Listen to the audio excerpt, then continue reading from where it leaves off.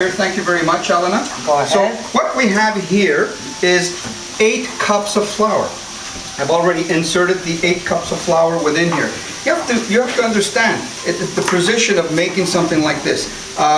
Through practice, of course, all the ingredients here are perfect. In other words, we won't have to worry about adding this or putting that, or not too much water, not enough water. Always make sure your ingredients are perfect. Now, what we're going to do to start is I have 2 envelopes of yeast. I'm going to put it in the warm water, which is half a cup of lukewarm water. That's 2 envelopes for 8 cups of flour. Within the yeast, we can put the sugar, because sugar will not harm the yeast. So I'm going to put 1 tablespoon and a half. We'll put that aside. What I will do is now mix the 2.5 cups of water with, again, the ingredients that we're going to be using. We're going to take 4 tablespoons of olive oil.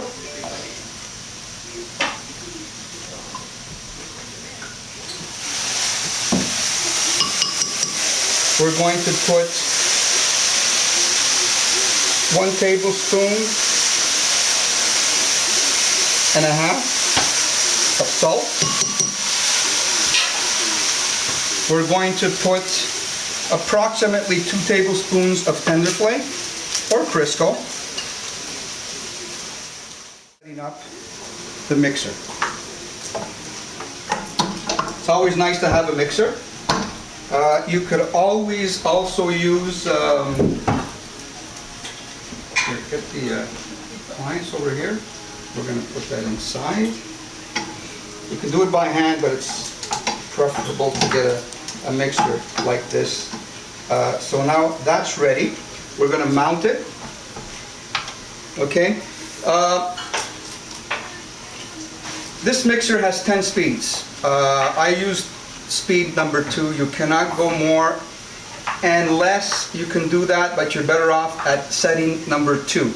So if you have a mixer that has 6 settings, obviously you'd have to go to setting 1 or 2. I have 10 settings, so I'm going to go on setting number 2. I won't need this anymore. So now basically the yeast is starting to melt and starting to activate. They usually say 10 minutes, but even 5 or 6 minutes, 6 minutes to 10 minutes is good. You're going to mix the ingredients over here, which is the salt, the olive oil, and the Tenderflake or Crisco. So that's ready to go. So 2.5 cups of water and half a cup of water and yeast and sugar. And this here, what we have here, this is just preventive.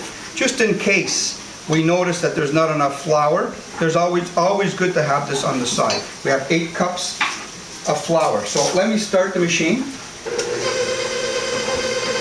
Always start with the yeast mixture. Very important. This way we'll make sure that it's everywhere. And you just play around.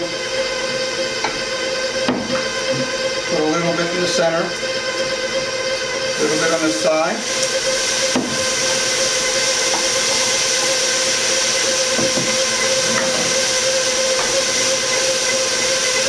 Now, beer. 1 bottle of beer.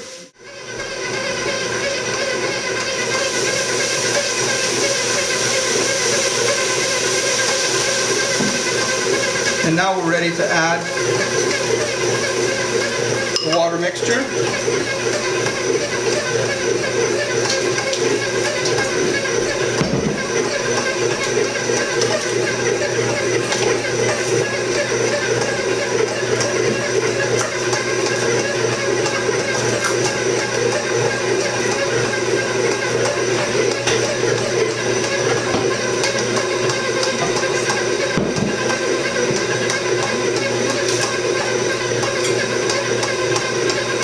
And you slowly add the water, so this way the machine will be able to mix everything properly.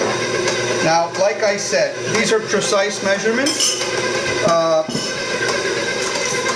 Doing it so many times, basically, it gives you an advantage. Now, what I would do is put the safety glass on top here when you're doing this little trick. Now, it's always good, like I said, to add a little bit just so that it gives the mixer an opportunity to pick up the dough.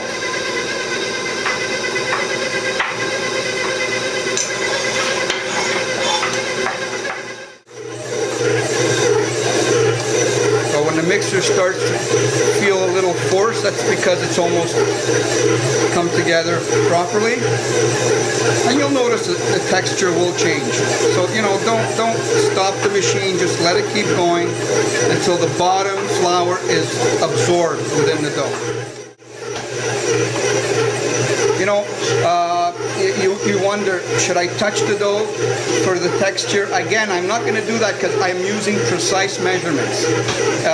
If you're not using precise measurements, yes, you have to stop the machine, drop it, touch it, and see if the texture is good.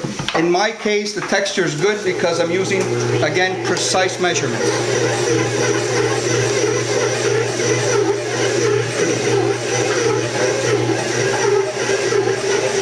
So basically that's it. I'm going to stop the machine. I'm going to drop the dough. I'm going to remove the apparatus. Take it up.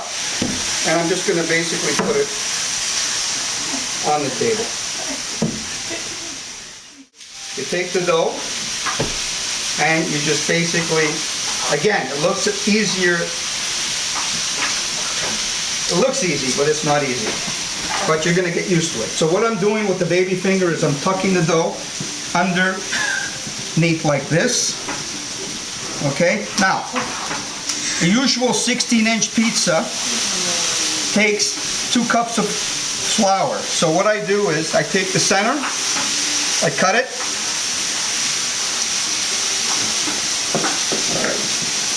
And I cut it again in 2.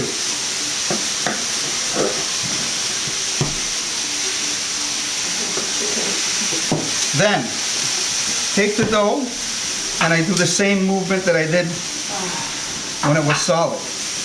You can basically say I'm kneading right now, and putting everything together, making it look a lot more attractive. There we go. And we do that with all 4. So what I'm doing here, you got 4 large pizzas right here, folks. Yeah. Can't get more precise than that. At least all your pizzas are going to have the same thickness. Once our balls are ready, what we're going to do is I'm going to have Rosa come over here and take these to an area where there's a little bit of warmth under a tablecloth or under. So we're going to follow Rosa to the.